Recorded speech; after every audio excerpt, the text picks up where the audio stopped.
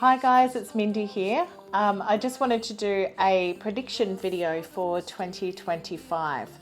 So I do a lot of psychic work and spiritual work in my practice. I connect with energy, I do a lot of readings, and I love using the tarot and astrology to connect to those energies. So part of that spiritual work means that often I'm making predictions for what may come in the year ahead for my own family and my own benefit. So often I'll privately record those events and share that with my immediate family, but never really have I shared them in a public space. So I thought it would be really interesting on December 31, it's a new moon today in Capricorn, just to share some insights into what I think may occur in 2025. So remember that these are entertainment only. All the statements that I'm making are not necessarily something that is in the media or something that is widely held beliefs. These are simply my own personal predictions. So please don't necessarily buy into them or make decisions based on what you're seeing today. This is literally just a bit of fun, bit of entertainment, and something that I wanted to share with you all.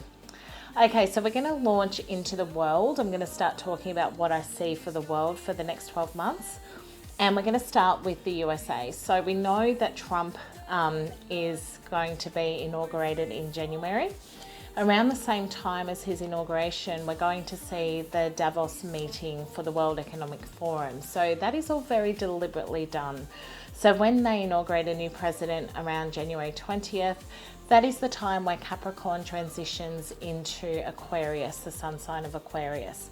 Aquarius is known as being the wider planet, so it's all about technology, connection to technology, far-thinking beliefs, world events, things like that. It's an air sign. So there is very much a reason why this occurs. It is also the transition past the winter solstice in the Northern Hemisphere where the days do start to lengthen. So it's pretty auspicious when it comes to big changes like that. So the powers that be always pick dates that are really relevant to them in occult circles. So Trump, I think, is going to come out blazing in 2025. I feel like he's got Jupiter in Gemini at the moment until June. His sun sign is Gemini, so he's going to actually have a lot of fortitude. There's going to be a lot of excitement around his presidency for those that backed him. It's all going to be really, really interesting. He's going to love the power, he's going to love the fame, he's going to get very excited by it all. Lots of media conferences, lots of his face all over the place again.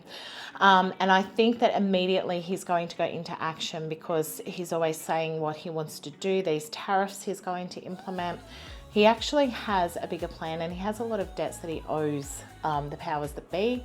So this role is very much planned. I feel like he's going to come in and immediately enact some of those things that he said during his campaign that he would enact. So that he's going to be quite quick in signing deeds, getting documents done, getting things through Congress. Things are going to start moving fast. So I actually think that Trump's presidency has been deliberately put in place this year coming because we are going to see a transition in the economic markets and it's not going to be a good one. What I see is that the deliberate change from a fiat currency to a digital currency is going to really kick off next year. So we're going to see the digital space where they need to actually collapse the original currency. So that's what we're seeing with all this debt. We're seeing all this inflation. We're seeing all this fraction energy around money, the dominant US dollar, all of that collapsing. We're seeing all of that happening and it's quite deliberate.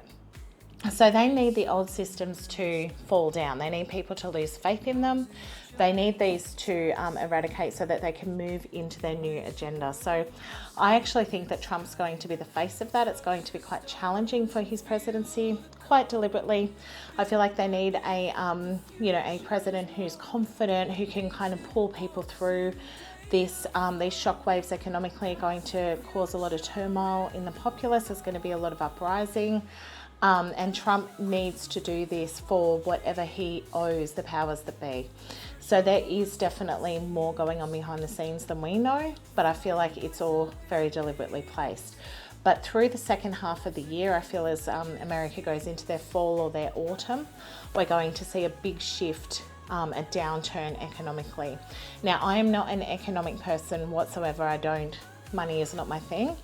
But I will pop a link into my comments below about regarding someone who really is more geared up in that space, and you can watch that interview and see what you think.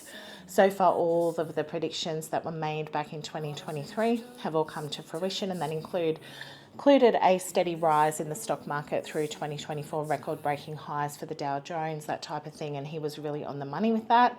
And this person actually predicted that there will be a collapse though in 2025, and I actually think it all made sense to me with what he spoke about. His name's Simon Hunt. I'll put that link in.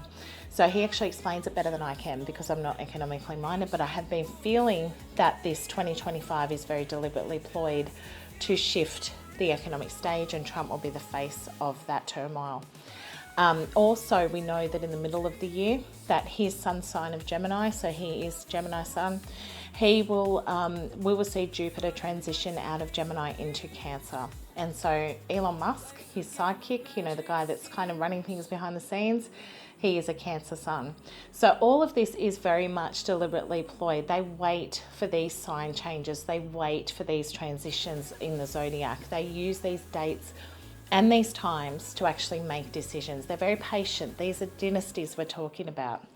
So I think we will see a big decline in the US dollar as the reserve currency. I think we're going to see the rise of BRICS.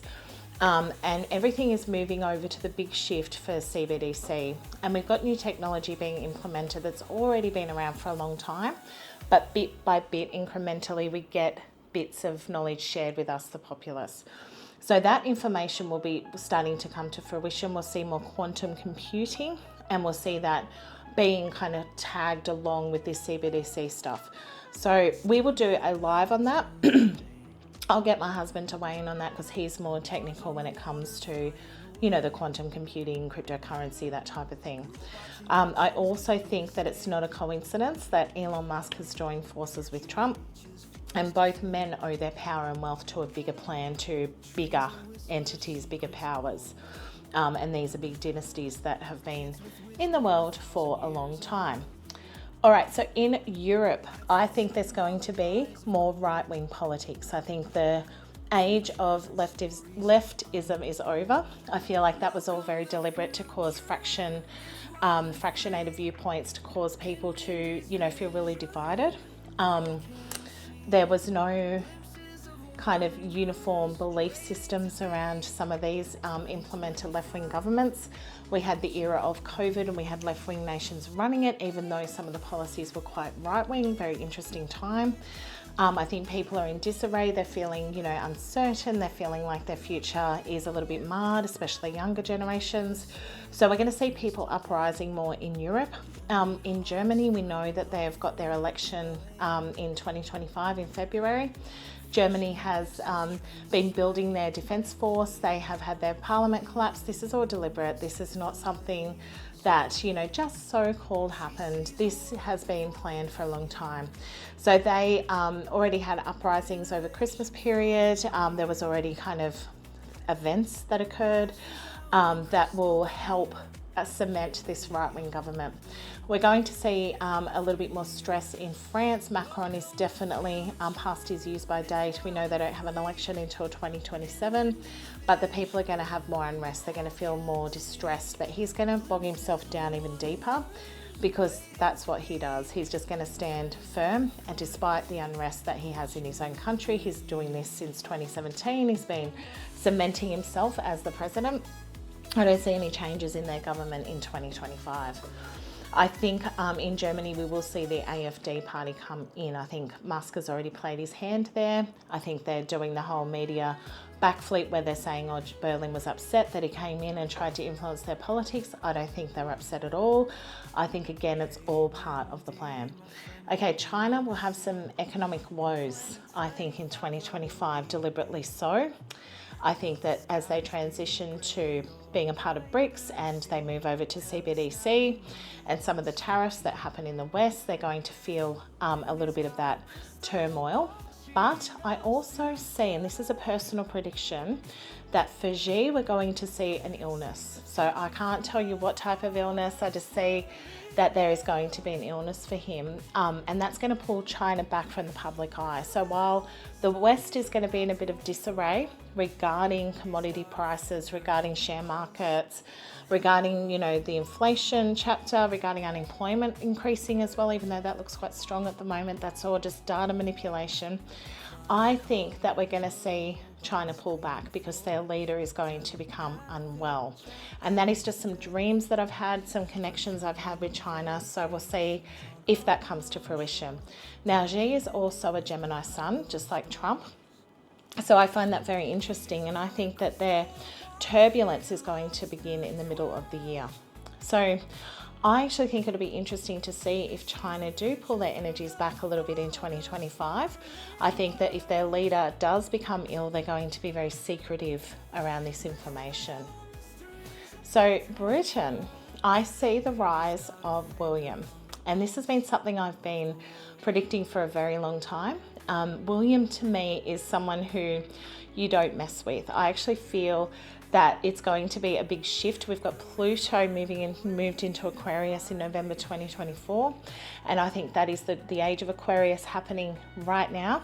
So we're going to see a young king. We're going to see him come in and make the royal family more relevant, which is something that if we start to think about it, it's not necessarily a positive thing because they're a big part of the WEF, they've got bigger plans. And I don't necessarily think that some of the policies are in favour of the populace. It's more about relevancy and dynasties and things like that. He's very much going to enact some of the old stuff, bringing Britain into the forefront again. So we're going to see a lot of right-wing policies from him as king. He's going to have a lot more power than other monarchs have had in the past. So William is a Cancer sun and a Cancer moon. So that is a very interesting astrological aspect when it comes to power, because in royal history we had King Henry VIII was a Cancer sun. And they had a lot of retrogrades in their birth charts, very similar. I'll do a breakdown of their birth charts one day because I find it really fascinating. And we know that King Henry VIII ascended the throne very young. He was 18 in today's standards. Being 40, there's a bit of a difference there, but we live a lot longer, so he's going to ascend the throne a lot younger than what his father did. I actually think his father will still be physically alive when he ascends the throne. That's another prediction I've got. I don't know if that's going to occur necessarily next year, perhaps, but I feel like it's going to be a year where he cements himself. So we're going to see more of William in the public eye. We're going to see more, stuff coming out around him. We're going to see him really trying to publicly assert himself as the future king. So lots of policies. He's going to be very prominent in the media, and he's going to start speaking to the people and become the people's king. Everyone will love him. So this is, to me, I'm going to seem very controversial saying this. If people find this video, in a little bit of time, they're going to think that I'm, being really mean to poor William, but I don't think he's the nice guy that he seems. I think he's got big agendas on plans, and I think that he really, really wants to make his mark and be that, stern ruler. And I think that the royal family is going to eventually, 2030 is only 5 years away. I think they've got a big role to play in the big global kind of facet of this one world government that they're still trying to assert. The people are strong though. The people are going to unify more. I feel like that's something that we need to focus on too, which I'll get to in a minute. I do feel that Charles will take a back seat, and I do think that there'll be a lot of turbulence in the world, and I don't know if Charles wants to be front and center of that. So I think he's a Scorpio sun. He's going to pull back and let his son do a lot of the leading. He needs somebody a little bit stronger than him. Emotionally, he's a little bit less intense, so I feel like he's got a bit of a side where he likes to pull his energy back. So I feel like he's going to let William take more of the reins. So in the sense of people, I feel that the human populace is going to be in disarray. Obviously, there's a lot of uncertainty, and when some of these things happen, especially with economics, it's obviously a big deal. People are going to feel very shocked by this happening, by this shift that's occurring from fiat to digital currency. Even though the writing has been on the wall for a long, long time, I feel like people are still living their best lives and trying not to be focused on, what might go wrong. And things like the stock market are one example of where money sits, but we've also got things like commodities, we've also got the value of things, we've also got goods and services, and I feel like all of that is going to take a big hit in 2025. Out with the old, in with the new, and they're literally going to do the big shift. So we've had time in the sun, everybody's recovered from the COVID years, and everyone's been holidaying and living their best lives. Their share market's been going up. You're seeing people holidaying all around the world, having a really, really great time with their wealth. That can be taken away just as quickly as it was gained. So that warning is there, but the writing has been on the wall. 2025 is the middle of the kind of decade of the 20s, and I feel like that's where they really need to start to implement these changes to get to their goal of 2030, and it's definitely still there. So that Davos meeting in 2025, early in January, the theme of that meeting is supposed to be building trust. And I think that's kind of funny because people have obviously questioned some of the powers that be, which has been fantastic. One thing they can never really, kind of prepare for is how people will react. They usually have like their web of how, different scenarios might play out. But I feel like building trust is what they're trying to do. And in order to build trust, they need to create fractionism. They need to create fragmentation. So they wanted this disunity. They wanted people to be individuals. They wanted people to be in their lanes, not working together, because with unity becomes strength. So I think that they're going to really start to talk about, this fragmentation and how they can, cohesively bring things back together.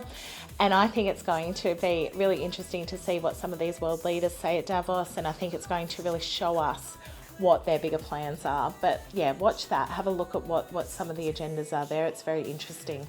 But I think it is more still about this one world government, still about this dystopian, 20-minute neighbourhoods and smart cities. It's all there. Like all you have to do is pop it in your local neighbourhood, have a look what their plans are.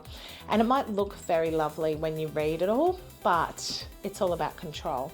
So we're going to be living in these weird dystopian type cities eventually if they get their way. But remember, the people always have a decision to make. They always have a choice. So what I'm feeling from the light, from the positive energy, is that people might unify more. When we take money out of the equation, I don't think what they've prepared themselves for is that people find strength, people find community, people find those things that they lost while they pursued wealth. So we're going to see maybe that unification coming back. Well, that's my hope anyway. So I hope we start to see glimmers of that in 2025. I know some of you more skeptical people out there will probably think, well, if we don't have unity now, it's going to be really hard to get back. I agree with that, but I think take away the element of where that unity caused disarray, and that is the pursuit of wealth. That definitely did create fragmentation. Deliberately, very deliberately. Let people think they have the opportunity to make money, to become wealthy, and it usurps everything. People make decisions that are very irrational if they think they're going to become richer or get more money, and it actually alienates them from that connection to other people, to community, and to family. So the strength of family is rising, which I think is something that's going to hopefully put a stop to these big dystopian plans. That's my hope. Okay, so I do think that they've had issues with AI and stuff like that, but that's all deliberate as well. They've had this technology for a long, long time. We haven't had access to it as the people. Now we're getting little bits of it. We're getting glimmers of what AI can do, and they're almost monitoring how we're using it. So then they get an idea of how they can monetize that, how they can control that, and then AI is going to feature as part of our everyday lives. So we're going to see more of that next year. We're going to see more of those like auto kind of self-driving cars and stuff like that for freight, and everything's going to become quite quickly advanced that way. We're going to see the quantum computers come in and be used more readily. They are very early in their phases, but I feel like they've been around again for a long time. That's something that I think when Matt does a live on, he can really touch on where quantum computing is going, because he's more technologically minded than me that way. But I do definitely feel the age of AI and the age of quantum computing is upon us deliberately. All of these technologies can be used definitely to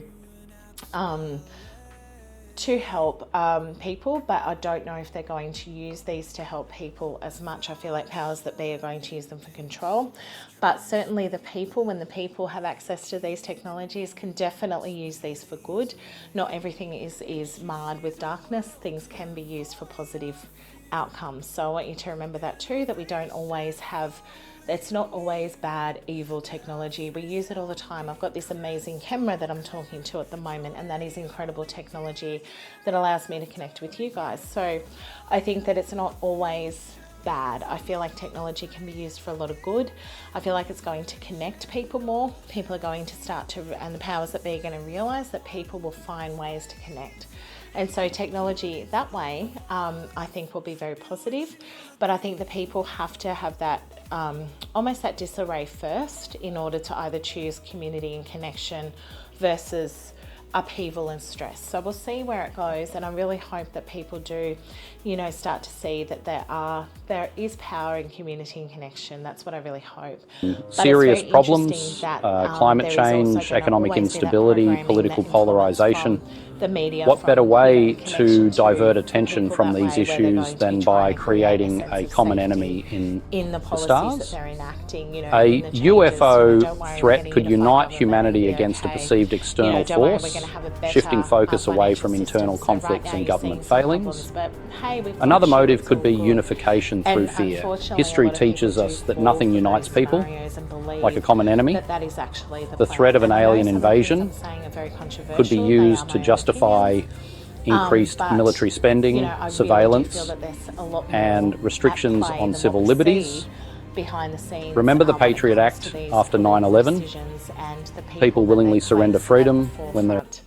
So 2025, I think, very much a year of financial upheaval, very much a year of that roller coaster ride where the beginning of the year looks like it's going to be really strong. We're going to see economic growth in the US. Everyone's going to feel confident. Usually the markets are a bit turbulent in January, and then it's just going to gain a bit of momentum. By the middle of the year, I feel like that's going to start to fall out pretty dramatically, and they're going to have their backup plan, ready for the people. So they do have their thumbs in a few different pies, so I don't know which one they'll pull out. We have seen drones in the sky, things like that, and I think that's getting people prepared for, more of these world staging events. So it'll be interesting to see what they do decide to do. Again, they create a problem, and then they'll have the solution to save us. So this is always very interesting to see where they'll go, but I think they'll keep pursuing the climate change agenda, and that will lead us even more into, some of the decisions around, controlling our movement and things like that. But there's some of my predictions for 2025. I hope you've enjoyed that. I will jump on, obviously, as things start to take shape, and maybe play some of this back and do a bit of a live. But these are the main things that I'm seeing. Sometimes when you have psychic connection, and we all have it to a degree, it will come to me in different ways. So I usually get downloads in the form of dreams a lot. I get them through like a tarot reading or a connection with something that I'm watching, or, sometimes it'll just be a real strong intuitive feeling. So sometimes these things happen, and I'll get on and share those with you. I feel like it's now time to start sharing these insights, because power is, everything is knowledge is power, and it's all about having that individual ability to make decisions for your future and have that control over what you decide, because they can decide collectively as governments, as big establishments, and they can make big decisions, but we have the power to make our own lives and do our own things in the background. So it does give us a little bit of insight and wisdom. I hope you've enjoyed watching today. Thank you.